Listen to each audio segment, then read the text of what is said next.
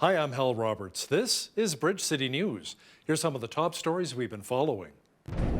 The Alberta budget was rolled out today, with the province expected to take in billions of dollars more thanks to oil and gas revenues.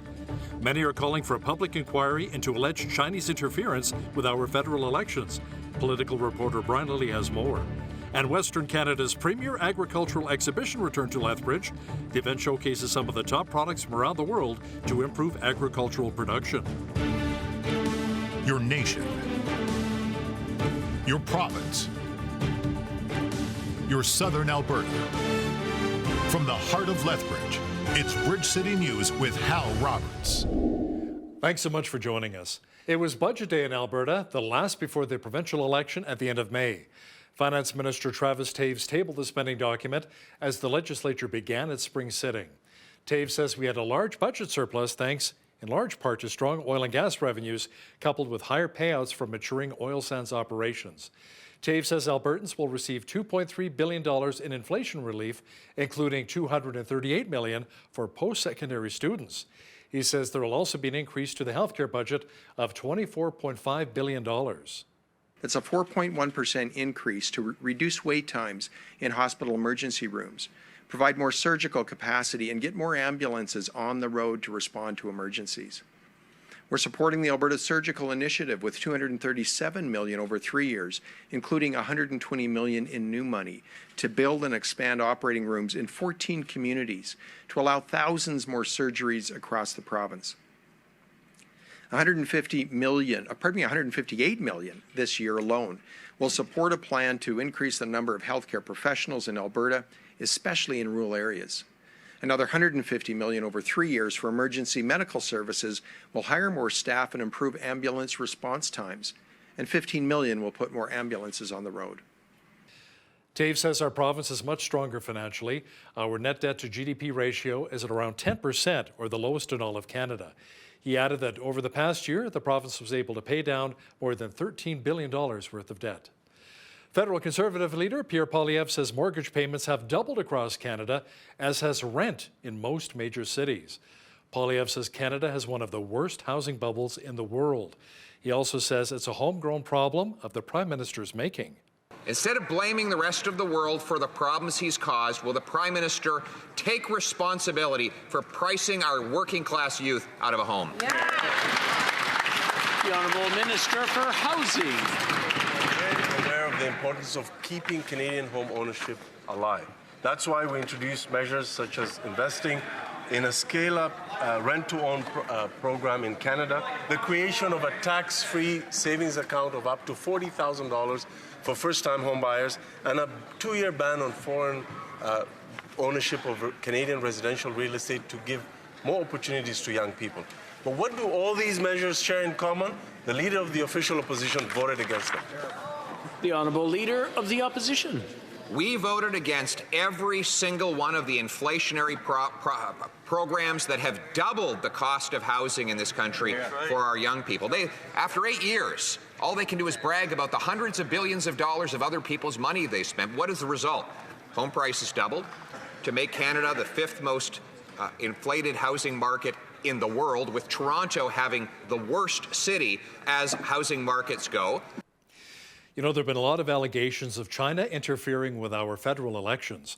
One example, according to political reporter Brian Lilly, involved Liberal Toronto MP Han Dong, who won his party's nomination in the 2019 federal election.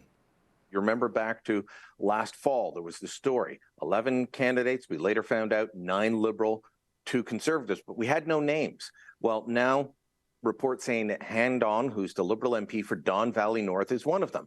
And that the way that he was helped was that during his nomination process, the Chinese consulate sent busloads of seniors to go vote for him, his name written on their arms so they could just pull up their sleeve. Oh, yeah, that's the guy I vote for. Also that international students from China were told, we're giving you a fake address. You are going to go vote for this gentleman. And if you don't, your student visa status is up for grabs. Mr. Lilly will also discuss why the Conservatives were not happy with 3 of their MPs who met with European Member of Parliament Christine Anderson. He'll have details coming up in the second half of our newscast. Well, Prime Minister Justin Trudeau defended MP Han Dong A report alleged Canadian Senior Security Intelligence urged senior Liberal Party staff to rescind Dong's nomination in 2019, but Justin Trudeau approved his candidacy. Trudeau said intelligence agencies do not have the authority to dictate who can run for office. But Han Dong is an outstanding member of our team, and suggestions that he is somehow not loyal to Canada should not be entertained. Much of what CSIS actually does in keeping Canadians safe involves protecting various diaspora communities from influence of authoritarian governments around the world. And we will continue to make sure we are working with CSIS to make sure that as every MP serves their community, that they do so in a way that they are kept safe and that is true to the Canadian values and the Canadian principles that we all stand by. You know, here in southwestern Alberta, homeowners will soon be able to add some new energy-efficient upgrades to their homes as the city has now opened applications for their Clean Energy Improvement Program. Lethbridge is one of 8 municipalities carrying out this program. Angela Stewart has more now on what all entails and what homeowners can expect during the application process. Renovations can be costly, especially if you're in the market for energy-efficient updates. Thanks to a new loan program, the city is making those home improvement costs a little bit more affordable for homeowners. In partnership with Alberta municipalities, the city launched their Clean Energy Improvement Program Tuesday. This program is a way for homeowners to really manage that cost, to invest in some of those improvements that they've maybe been looking at. Financing from the city will cover up to 100% of the project costs, whether that's upgrading things like windows and doors or installing solar panels. We do have a lot of older homes, and if you're in a home with single pane windows and you have the opportunity to upgrade those windows, you'll notice an increase or a decrease in your energy costs right away. The program, you have to pre-qualify for it, then you actually have to do a home energy audit and then get the contractors. The payment doesn't come until later, until the work has actually been completed. When asked about eligibility for the program, Laverty says the homeowner's property tax payment history must be in good standing to qualify. We also have an affordable housing component of our program, which is a bit unique, but that allows some of our less privileged property to participate in the program as well. Lethbridge received about $3.8 million from the Federation of Canadian Municipalities Green Municipal Fund to support the implementation of the program. The program also launched in 8 other Alberta municipalities. I think it's fantastic to be able to see that what it's done in other areas, and they've now launched it, and with us being able to come on board, it's great. For Bridge City News, I'm Angela Stewart. Well, it was a slightly cooler day in Lethbridge with some light flurries earlier today. Jeanette Rocher is now with an early look at the forecast. Jeanette, we should be seeing more sunshine and warmer temperatures, however, throughout the week. Yeah, that's right. Things should warm up a bit, but before they do, we could be seeing another 60% chance of flurries overnight, ending by morning. Now, that overnight forecast this evening, looking at a low of -9. Add the wind chill to that, it's going to make it feel more like a -14, and that wind chill factor remaining into Wednesday morning. But Wednesday is going to warm up. That is the good news. Lots of sunshine expected and a high of 2 degrees. And after that, we're expecting more pluses for the rest of the week. I'll be back later in the show to give you that full forecast update. Great. Thanks so much, Jeanette. A 33-year-old woman has been arrested and charged following a fire that took place last Friday at the Holiday Inn Hotel in the city's south side. Police say they were called to the blaze around 1 o'clock in the morning and were able to contain the fire to one room. The woman, who was the lone occupant, was taken to hospital. The smoke and subsequent water damage from the sprinklers going off caused around $1 million in damage to the hotel. An investigation revealed that the fire was caused by the improper disposal of a cigarette. The woman was treated for her injuries and released from hospital and has since been arrested.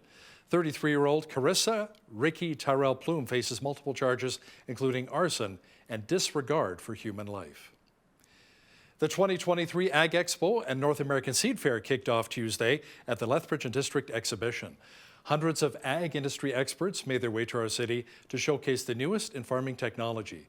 Video journalist Micah Quinn chatted with organizers and exhibitors about why this event was so important to farmers.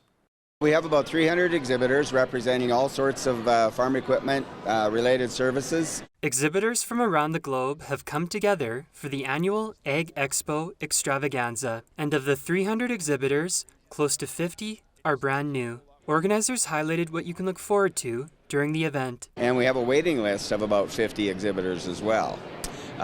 We've got both indoor and outdoor exhibits. A lot of the larger equipment is outdoors, but the majority of it is indoors. Machinery row is the larger equipment, some of it that wouldn't fit in the doors or just, you know, they may have a booth inside, but more of their equipment outside as well. There will also be daily speakers on topics ranging from technology to farm safety. Staff from Lethbridge Dairy Mart told us they have been a dealer for many dairy equipment brands for over 45 years. They also mentioned they've been coming to Ag Expo for decades. It's a good platform for the producer to come out and have a look as well what's out there in the industry and how the technology has came long ways. The farm tech company GEA is a supplier for Lethbridge Dairy Milk, and they showcased a new robotic tool to help assist farmers in the milking of cows. Some other unique features is the cows come in, it attaches, it does all the cleaning and stuff right inside the cup, and does some stimulating and make sure the cow's ready to milk, and then it basically starts the milking process,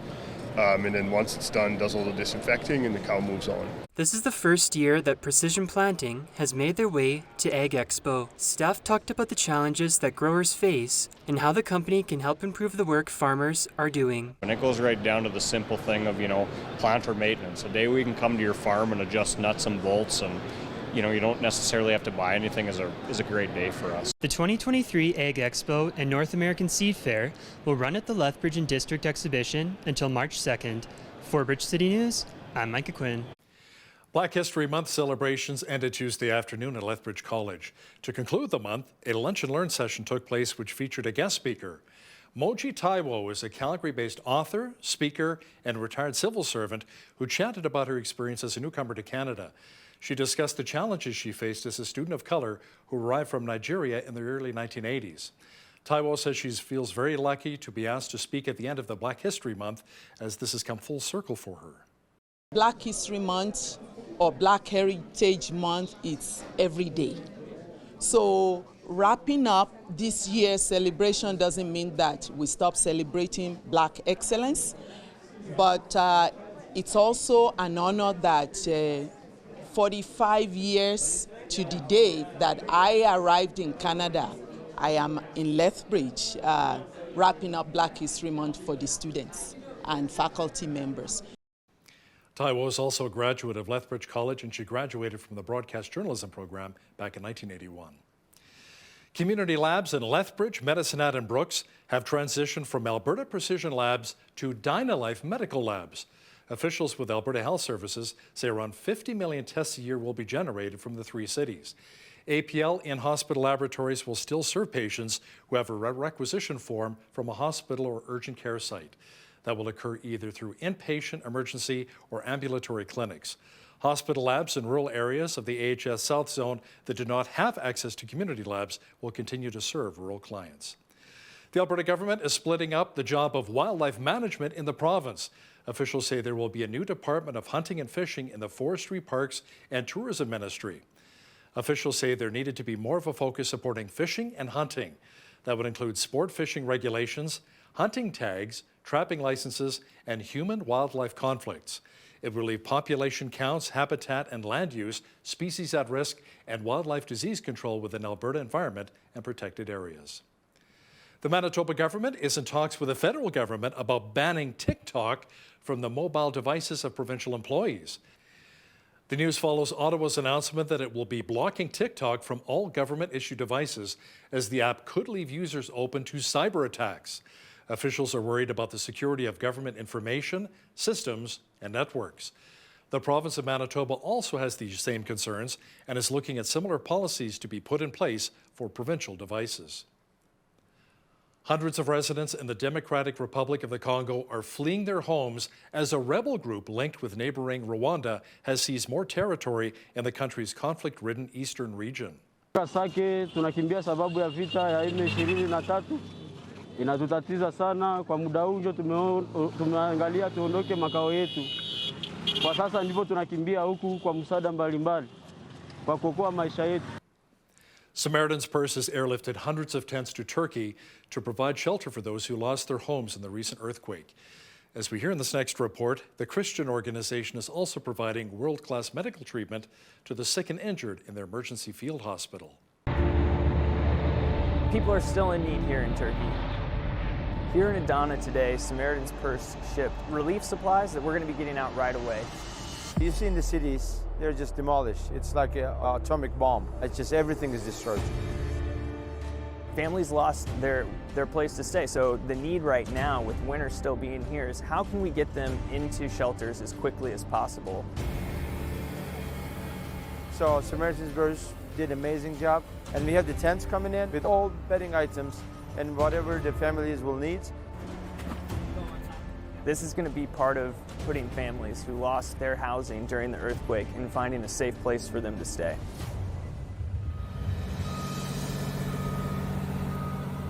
In addition to the shelter kits, we have a resupply for all the pharmaceuticals and supplies that we're using at the hospital.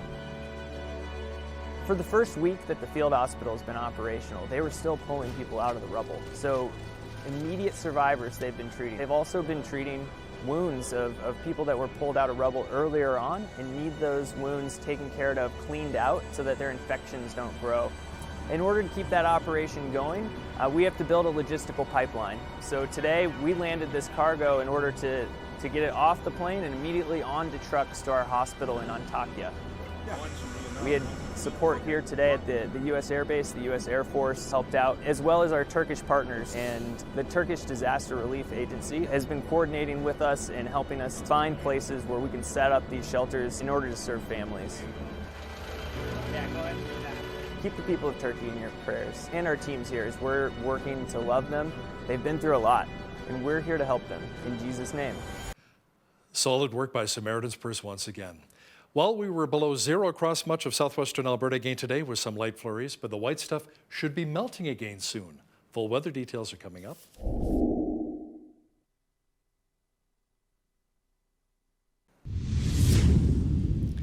You know, this was kind of the day to be in an outdoor hot tub enjoying a beautiful homemade burger. The snow lightly falling just below zero, and you're enjoying that hot, soothing jets of the hot tub while indulging in that tasty homemade burger. Perfect. Jeanette Rocher is in now with all of the weather details. Jeanette, the conditions should be good all week to enjoy that outdoor hot tub here in Lethbridge? Yeah, I say anytime is great for hot tubbing. Hell, doesn't matter what the weather is. And I'm not so sure about eating a messy burger in a pool, though. Maybe not such a great idea. Love that idea about hot tubbing, though. Perfect. And then as we look into this evening, along with that hot tub, expect a few flurries to be falling because we are expecting another 60% chance. So we could get a light dusting on our cars tomorrow when we're getting up to get out the door on our Wednesday morning. So just expect that. You could have to brush off those windshields. But the good news is going to be lots of sunshine and high of 2 degrees. And then we're mainly looking at plus temperatures for the rest of the week, up to 6 degrees on Thursday, 3 for Friday, 4 degrees the high on Saturday. And I think things are going to turn a little bit for Sunday and Monday as the temperature plunges back into the minuses. High of only -5 and -9 for Sunday and Monday. And looking at chance of flurries as well. Okay, so mainly staying above that average high for this time of year, which is 3 degrees. -9, the average low. 19 degrees was our high temperature back in 1992. And 30 years earlier was the coldest on record, which was -32. 7:17, that's when the sun rose this morning, and our sun set this evening, 6:11. So we're now looking at 10 hours and 54 minutes of daylight. So it's almost 11 hours. That's great news. Okay, slight chance of showers expected tomorrow afternoon in Victoria, high of 6 degrees, and a 30% chance of afternoon showers expected in Vancouver as well. Periods of snow ending in the morning in Edmonton, -5, the high there, -3 in Calgary tomorrow with mainly sunny skies and 15 km/h winds. As we look to the prairies, we are seeing pretty massive wind chill values. Okay, so -11, the expected high in Saskatoon, mainly sunny skies. But here's the thing though, with the wind chill, especially in the morning, it's gonna feel more like -41, and then there is a risk of frostbite as well. -11, the expected high in Regina with a mix of sun and cloud, -13 in Winnipeg. Winnipeg, same type of a thing, risk of frostbite, looking at -29 with the wind chill value, particularly in the morning there. So just be aware of that. In Toronto, 2 degrees, the expected high, 60% chance of flurries. 1 the high in Ottawa tomorrow. The winter storm, actually it's a snowfall warning. It is that was in effect. It's now ended, but could still see that risk of freezing drizzle, mainly cloudy skies, increasing clouds throughout the day tomorrow. And in Montreal, looking at high of 2 degrees, same thing, that the snowfall warning ending this evening, and it should be mostly increasing clouds tomorrow. As we look to Atlantic Canada, though, looking at periods of snow accumulating up to 2 centimeters in Fredericton, high of 2 degrees there, 1 degree the high in Halifax, same thing, looking at accumulation of 2 centimeters of snow, and then a 30% chance of more flurries in the afternoon. -1 the high in Charlottetown, and -9 in St. John's with 30 to 50K winds. So there you have it. That is your forecast. Today's weather report is brought to you by Ridge Utilities, providing competitive rates for electricity, natural gas, and internet, while investing back in communities across southern Alberta. Stats Canada says economic growth was flat in the last quarter of 2022. It missed its preliminary estimate of 1.6% annualized growth. The report has some silver linings, however, including a rebound in household spending to 0.5% growth. This is after it had declined by 0.1% in the third quarter. A preliminary estimate from the agency says the economy bounced back in January, posting 0.3% growth in real GDP. A new survey by TD Bank Group says the majority of Canadians feel like they're being targeted by financial fraud. The study found 62% say they've been targeted by financial fraudsters, and almost 80% say they do not have confidence in their ability to identify the scams. The data also found that close to half of respondents think a higher cost of living is making them more vulnerable to financial fraud scams. When it comes to being targeted, the most common method Canadians reported was email and text messages, followed by phone calls. Canada's banned TikTok from all federal government-issued mobile devices. The move reflects widening worries from officials over the Chinese-owned video-sharing app. Prime Minister Justin Trudeau says it might be a first step to further action. TikTok is very popular with young people, but its Chinese ownership has raised fears that Beijing could use it to collect data on Western users or push pro-China narratives and misinformation.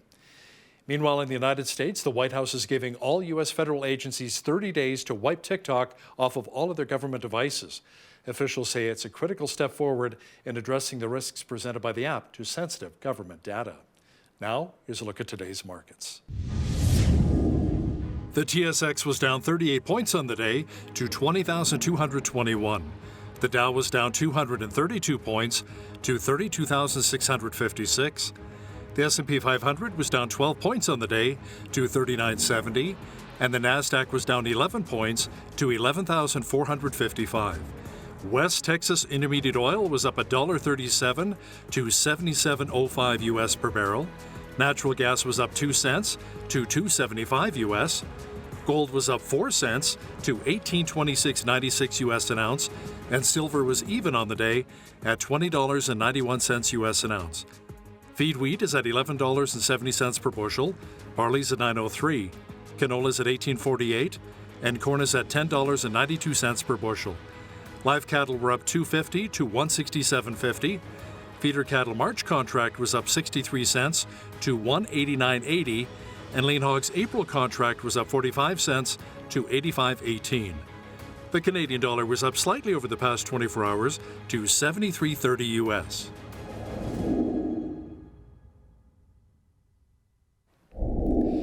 Recapping one of our top stories, it was budget day in Alberta, the last before the provincial election at the end of May. Finance Minister Travis Taves tabled the spending document as the legislature began its spring sitting. Taves says we had a large budget surplus thanks in large part to strong oil and gas revenues.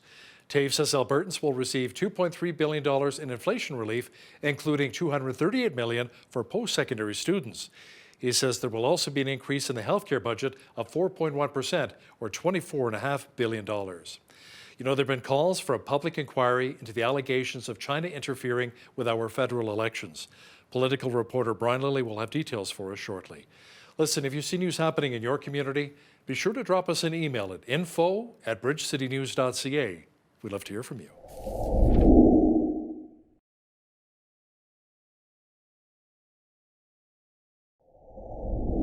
There's been a slew of new revelations on allegations of China interfering in Canadian elections.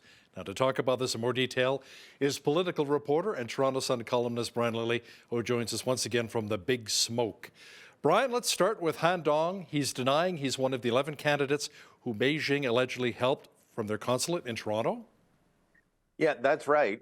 Specific allegations against Han Dong were that the Chinese consulate, you remember back to last fall, there was the story, 11 candidates. We later found out 9 Liberal, 2 Conservatives, but we had no names. Well, now reports saying that Han Dong, who's the Liberal MP for Don Valley North, is one of them. And that the way that he was helped was that during his nomination process, the Chinese consulate sent busloads of seniors to go vote for him, his name written on their arm so they could just pull up their sleeve. Oh, yeah, that's the guy I vote for. Also that international students from China were told, we're giving you a fake address. You are going to go vote for this gentleman. And if you don't, your student visa status is up for grabs. Those are all very strong allegations, very specific. And the reports from Global and elsewhere citing them, well, they're relying on leaks of CSIS documents shared with the government, shared with the Prime Minister's office, the Privy Council office, and with our Five Eyes intelligence partners, but absolutely denied by the Prime Minister and by Han Dong himself. So when Prime Minister Justin Trudeau was asked about this many times on Monday, he told reporters that their questions were racist? Said they were racist and that they shouldn't be asking them anymore. He said these allegations should not be entertained. Well, that's a Prime Minister trying to tell a free press how to question the government. You know, the Liberals have been running around saying that questions about this are Trumpian. No, that was the Trumpian move. Don't ask me questions about this. Come on, give me a break. That is not what a Prime Minister is supposed to do. And hiding behind the allegation of racism, the biggest threat to, or the biggest group threatened by China's interference in Canadian affairs are Chinese Canadians themselves, who often end up living in fear, as we've discussed with these, so-called police stations. They're actually intimidation stations, as I've said, where Chinese officials will come out and say, well, you know, we'd really like this to happen because it'd be a shame if something happened to your family back home. You know, those are the victims of China's interference. But Justin Trudeau wants these questions to stop, and so he turns to telling reporters what they should and shouldn't ask. Wow. And making allegations of racism. It's unbelievable, Hal. It does sound like it. Brian, former heads of CSIS, a former national security advisor, and even Justin Trudeau's former principal secretary, a man you and I know quite well, Gerald Butts, have called for a national public inquiry into the issue of election interference. Will we see one? And if we do, Brian, let me ask you something. Will it go the way of the Public Act or the Public Inquiry into the Emergencies Act? Well, that's the way most public inquiries go. They're long, they cost a lot of money, they don't solve anything, nobody's held to account. So, I applaud that all of these people, including Jerry Butts, are saying, there's a problem here and we need to find out more. We need to look into it. A public inquiry would definitely do that. We would find out more. But here's what it would also do. We're in a minority parliament situation. Let's say the Prime Minister called a public inquiry this week. It would get set to go sometime late spring, early summer, it would start going. And then sometime in the late summer, we might start hearing witnesses. You know what could happen before then? We could have another election where Trudeau decides to set something up where he calls an early election. And anytime he's asked about this issue, he just gets to say, I'm sorry, I can't comment on that. That's before a public inquiry. I've seen it happen before. Going back almost 20 years with Paul Martin, he did that. I'm hopeful that the committee will be able to do its work. I'm, maybe naive in thinking that, but the parliamentary committee is the proper place for this, not a public inquiry. We've got meetings coming up on Wednesday. The Conservatives are going to ask for the production of papers again for key witnesses like Katie Telford, Trudeau's chief of staff.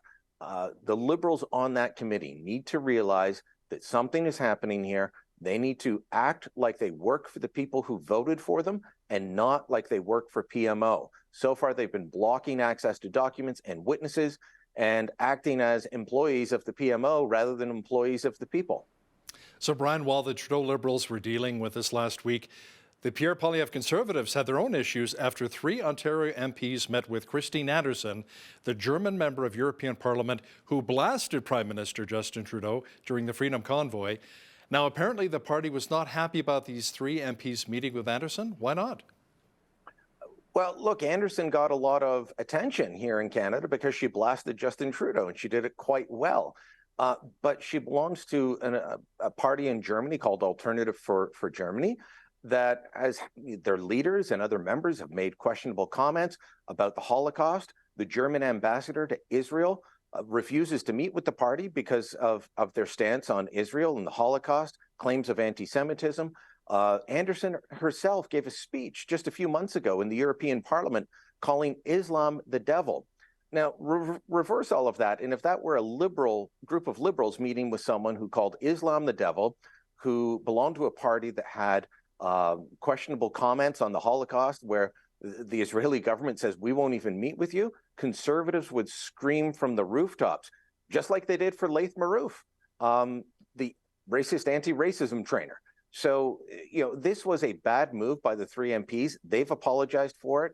Pierre Poilievre put out a statement saying Anderson's views aren't welcome here.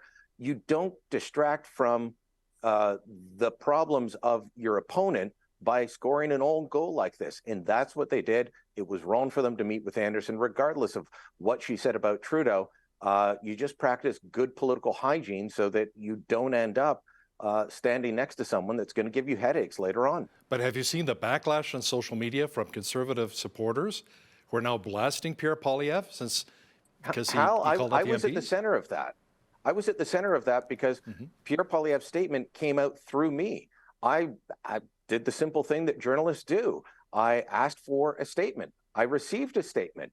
I was told that that was a fake statement, that it didn't come from Pierre Poilievre. I assure you it did. People claim that there's no way he would say that. He doesn't speak like that. He does. He did say that. Those were his words. Whether they came to me directly from Pierre or through an aide, it doesn't matter. You know how politics works. And if a top aide says, here is a comment from the leader, that is a comment from the leader.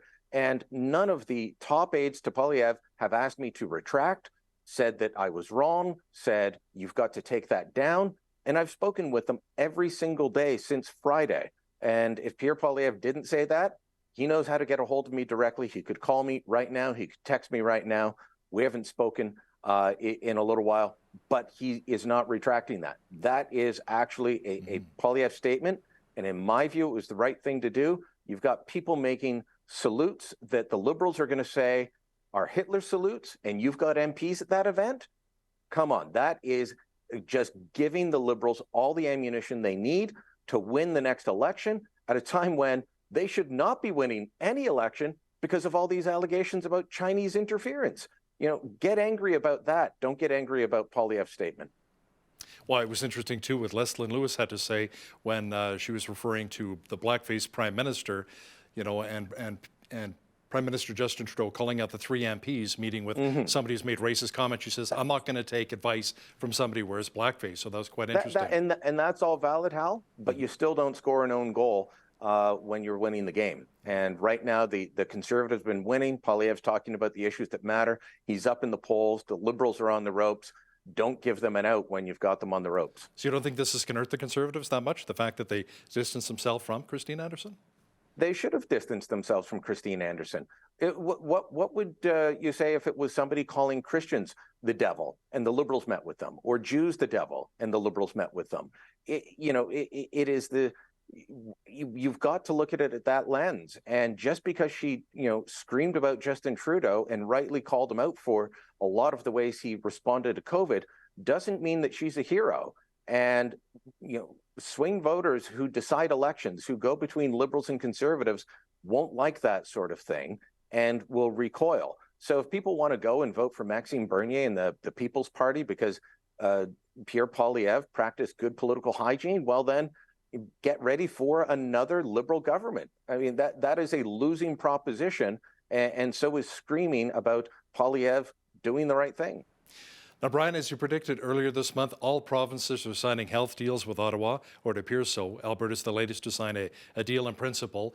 It's a deal for more than $24 billion invested into Alberta's healthcare system over the next 10 years. Now, that includes a $233 million top-up to the Canada Health Transfer, money that is desperately and sorely needed right now. Yeah, so look, this is not going to be transformational money. It, for the most part, keeps up with inflation. But if you remember, one of the reasons that I told you Danielle Smith would take this money is, well, it's the only offer on the table. And you've got an election coming up in May. She couldn't say no to the money. Now, is she happy with the deal that she got? Probably not. None of the premiers, none of the governments that I've spoken to were happy with it, but they just knew that there was no other offer on the table. One government saying to me, look, I came in with low expectations, so I wasn't upset when I left the meeting because it was a low offer.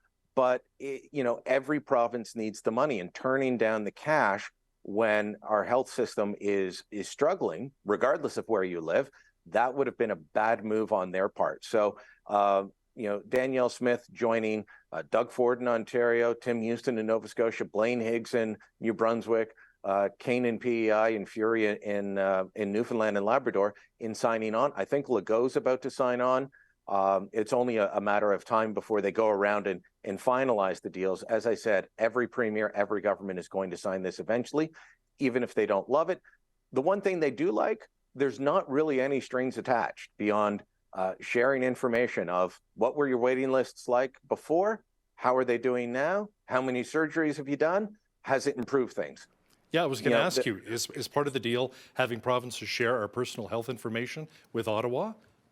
No, when you hear data, and the Prime Minister talked a lot about data when he was asked about this on Monday, he's talking about aggregate data, like 100,000 people had cataract surgery, not Hal had cataract surgery. They're not going to get access to your personal records. And for the most part, even if they wanted to, provinces don't have the technology in place to do that. Now, should we have better technology so that if you're traveling from Lethbridge up to Edmonton and something happens and you're in a hospital, that they're able to pull up your data in the Edmonton hospital? Absolutely, they should be able to do that. And provinces need to work on that. But this agreement with the feds, it's about how many surgeries you performed, what the wait lists are like, are improvements happening, that sort of thing. It's not about getting your personal health data into a server at the Health Canada headquarters in Tunney's Pasture. They have no use for it, and it wouldn't do them any good if they got it. Brian, you've got your pulse on what's happening on the Hill. Do you think we're going to be seeing a spring election? What's the latest? I wonder what the NDP is going to do now, because they have been the only reason that the Trudeau government stays in power. Now, with all of these allegations of foreign interference, what does the NDP do? Do they continue to prop up as day after day there's more information coming out about the situation when it comes to the integrity of our elections? Are they going to stand by that? If they don't, we could see a spring election. Everything right now, Hal, is in flux, and the Liberals are in panic mode over all of this, and they really don't know what to do. It's why they were quick to latch onto the Christine Anderson thing, because they want to talk about anything other than their own problems, and every day seems to reveal another problem for the Liberal Party, the latest being allegations of China trying to influence Justin Trudeau through the Trudeau Foundation and big donations going back to 2013. Now, a big part of this is the fact that Jagmeet Singh would have to pull the plug on the coalition, but he's promised to keep it in place till 2025. So that's worth the paper it's written on. You can recycle that quickly, throw it in the blue bin, and move on. In our parliamentary system, it's always the next confidence vote. You can come to an agreement, but those agreements can be broken. So there's no guarantee that we're sticking around to 2025. But does Jagmeet Singh have the confidence to say, I'm going to have to go out on my own? He's been happy to be Trudeau's hype man. He's been happy to support Trudeau at every turn while sniping from the sidelines, but not doing anything about his complaints. What does he do now in the face of these very serious allegations? That's going to be the big question over the next couple of weeks. Pierre Poilievre, by the way, he could get caught up in this because what's the original claim? 11 candidates, 9 Liberal, 2 Conservatives, helped by the Chinese government. Pierre Poilievre's reaction since last fall has been, all right, let's be open about this. Let's see everything. And Justin Trudeau's has been, let's not talk about it. So, how do each of the parties respond to this? How do they, make the political calculus? Those will all be the questions on whether we have an election. But it's more feasible, more possible than I would have said maybe a couple months ago. And you know what? Yeah, Canadians are definitely looking for more transparency, especially with our federal government officials. Political reporter and Toronto Sun columnist Brian Lilly, thanks so much for your time today. Thank you, Hal.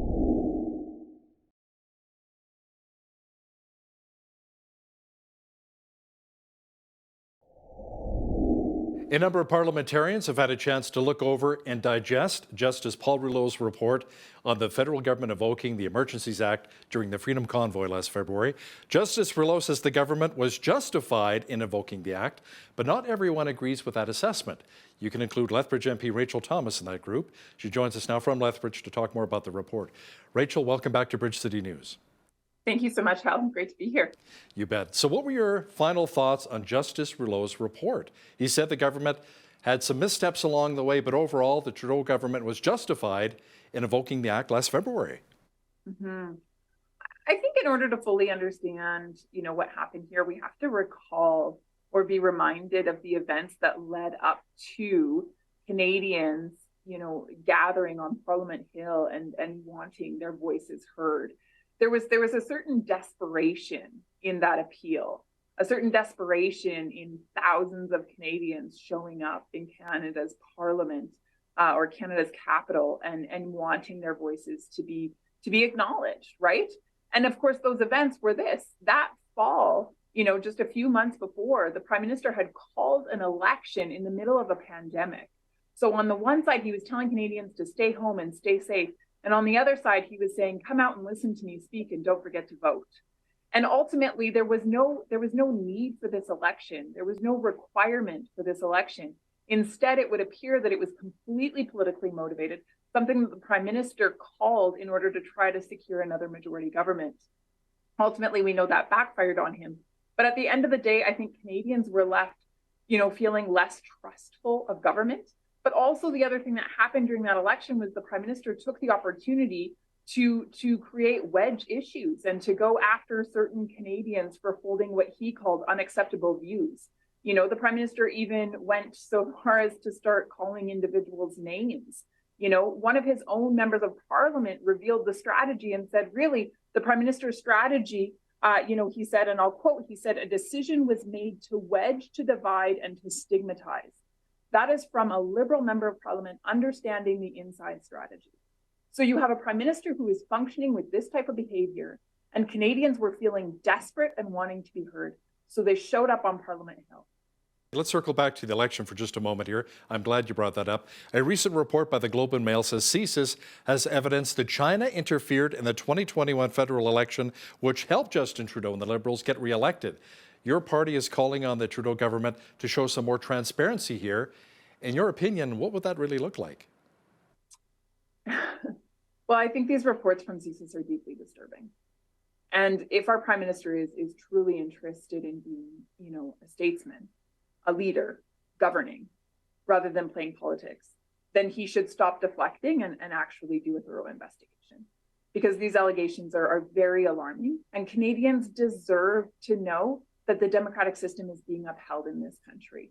And so when the Prime Minister goes out there and instead he starts scapegoating or deflecting, it actually creates distrust, not only toward him, but towards our very institutions that have upheld this country for over 150 years.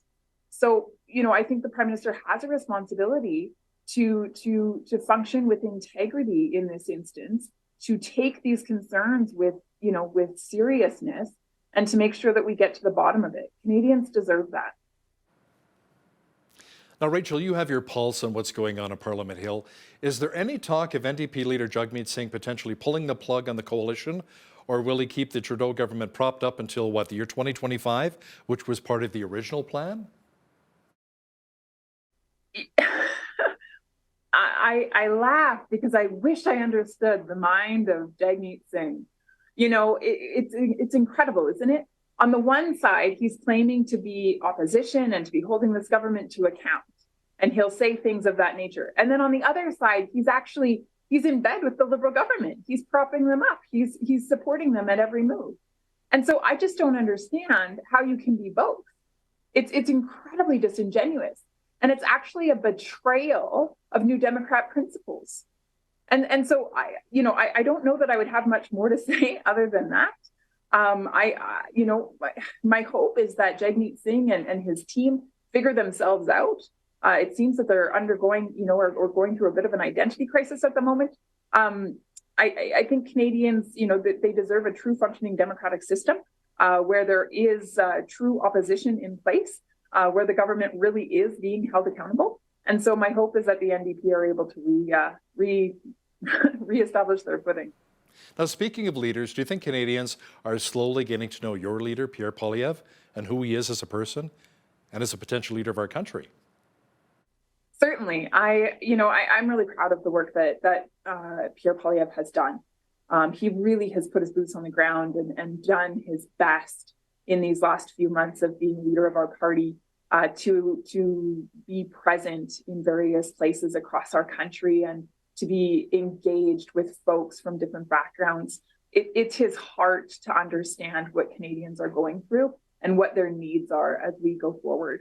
Ultimately, at the end of the day, we want to put forward, ideas that are birthed out of what we're hearing from Canadians. And so they're actually going to be a part of creating, our platform, our strategy, our way forward, which I think is exactly what Canadians deserve. They deserve to have a voice. Now, Rachel, we recently chatted with Alex Schadenberg, the Executive Director of Euthanasia Prevention Coalition, and he's quite concerned about how the federal government is considering adding minors to the Medical Assistance in Dying or MAID bill. You've also expressed concerns. What are they? Yeah. This has always been very concerning to me. Medical assistance in dying in general, and the slippery slope that I see there. Obviously over the last number of months in Parliament, there's been conversation around the extension of medical assistance in dying toward those with mental illness, as well as, what's being termed mature minors. I think, we have to ask ourselves, what does this say about our values as Canadians? On the one side, we're investing a ton of money and energy and education into research around, illnesses that target children and wanting to make sure that they're provided with the best medical attention possible. We have, amazing hospitals such as Sick Kids. So that's the one message. And then on the other side, there's this conversation evolving around minors being able to access medical assistance in dying. And so it's sending this alternative message, which is to say, perhaps death is the best consideration. Perhaps life isn't actually worth, fighting for or making sure that you have, the care that you need. And so I think Canadians have to, I think we have some deep questions. I think we have some concerns that we really need to wrestle with. And ultimately what we have to determine is, what are the values that define us as a society? And if we make the decision to extend medical assistance in dying to minors, what does that say about us currently? But more so, where does that lead us in our future? Now, your party has been quite outspoken against Bill C-11, or as you would say, the bill that would allow the Trudeau government to control content online. What are some of your biggest concerns here? Because the Trudeau Liberals are saying they're just protecting Canadians and protecting Canadian content. Yeah, it's incredibly disingenuine for the Heritage Minister, Pablo Rodriguez, to get out there and to say that this is just about protecting Canadian culture. That's just not true. Bill C-11 is it's a tool that allows the government, the cabinet, to direct the CRTC, which is the commissioner, to control what Canadians can see online. That's wrong. There's been experts that have come to the table and they've said that this likens us to countries like China or North Korea, Iran, Turkey, Russia. These are not countries that we want to liken ourselves to. And so I think Canadians are rightly concerned about the element of control that this puts in the government's hand in terms of the things that we can see and post online. We want to make sure that that space stays as free as possible because it's the new public square. It's where the exchange of ideas takes place. And ultimately, Canadians know what they want to see. They know what they're interested in, and it's not the government's job to dictate that to them. A number of Canadians are having a real difficult time right now financially. Inflation is just below 6%. Rent has gone up. Food prices keep going up through the roof. You know, I remember $200 worth of groceries were 4 or 5 bags. Now it's like 2 bags. It's unbelievable. Many are finding it extremely difficult to pay their bills. Now, your leader, Pierre Poilievre, calls it just inflation. He says the federal government simply has a spending problem. Now, if your party was in government, how would you tackle the rising cost of living? Mm-hmm. I think first off, I just want to acknowledge these are real people with real stories. You know, these are our neighbors. These are our friends. These are, your viewers. These folks are hardworking individuals who are just trying to make ends meet. And the cost of living has skyrocketed and made it, just extremely difficult for many families. Our food banks in this city are being overrun. They are consistently running out of product because they just cannot keep up to the demand. That demand is a direct result of the cost of living skyrocket. So this is a concern that I'm hearing over and over and over again from individuals coming into my office, as well as organizations that are working hard in this community to serve those in need. And so, going forward, what we would commit to, is no new taxes and no new spending. Because we know that government spending drives up inflation, which of course results in an increased cost of living. And we know that taxes are hurting Canadians. For example, the carbon tax is set to triple. On April 1st, Canadians will see a significant increase in their home heating bills. They'll see a significant increase yet again in food costs. They'll see an increase in their home heating bills, their utilities. And they just can't afford it. They just can't help. While a number of Canadians have been struggling financially, a new report by the Canadian Taxpayers Federation says since the Trudeau Liberals came into power in 2015, the number of CBC employees making 6-figure salaries has doubled. Now, let me ask you, would you and your party defund the CBC should you form the next government? Now, keep in mind, that will put a lot of Canadians out of work. I think at the end of the day, Pierre's been pretty straightforward on this. And that is, currently the CBC is funded to the tune of about $1.2 billion. That comes from the federal government. And ultimately, federal government money comes from taxpayers. And taxpayers are overwhelmingly displeased with the CBC and what's being produced because they see the bias. Canadians see the fact that the CBC is often being used, as a bit of a puppet for the Liberal government.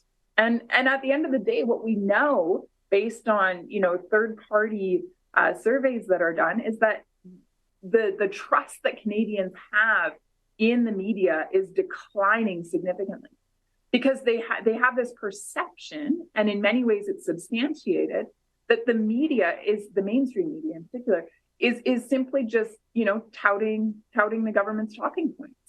Well, Canadians want more than that. Canadians actually want an unbiased approach to the news. They want an unbiased approach to what's going on in their country. The CBC isn't capable of that. They've shown that over the last 8 years in particular. They're not capable. And so let's take that funding away and let's make sure that the press is maintained, able to maintain this place of freedom and able to put multiple views out there and cover the news without bias. That's what we try to do each and every day here at Bridge City News, to present the truth to Canadians. Rachel, there's been a lot of talk regarding illegal migrants at Roxham Road. Now, your leader, Pierre Poilievre, says more needs to be done at that border crossing. What do you think? Should we shut down Roxham Road right now? Well, Hal, it's not quite that simple. We wish it was. It's a little more complicated. But what we do know is we know that after 8 years of Justin Trudeau being the Prime Minister of this country, the Liberals being in power, we know that more people than ever before are crossing and coming into the country in an irregular manner. We know that this is hurting our immigration system. It's creating a backlog for those that are wishing to come to Canada through regular means. It's also causing significant security concerns, particularly for Quebec and Ontario. The premiers have spoken out about this. They've asked for assistance. The residents of these provinces have expressed concern. And so we know that something needs to be done. And ultimately, at the end of the day, it is the Prime Minister's primary responsibility to look after the safety and security of its citizens. And right now, Prime Minister Trudeau is turning a blind eye to this issue and therefore turning a blind eye to the safety and well-being of his citizens. And that's wrong.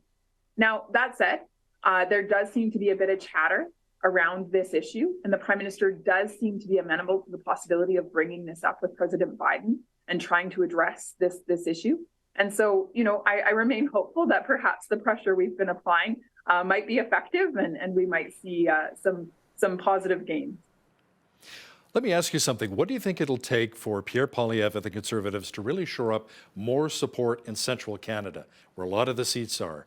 Not just the 416, but the 905, the 705, and in Quebec as well. What's it going to take? Because, you've got a lot of support here in the West, but what about more in central Canada? Mm-hmm. Yeah, it's a great question.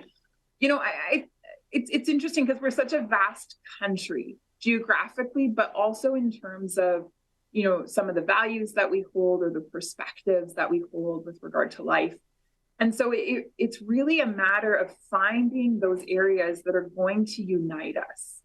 Prime Minister Harper was brilliant at being able to bring our country together. Historians would say that he was one of the best.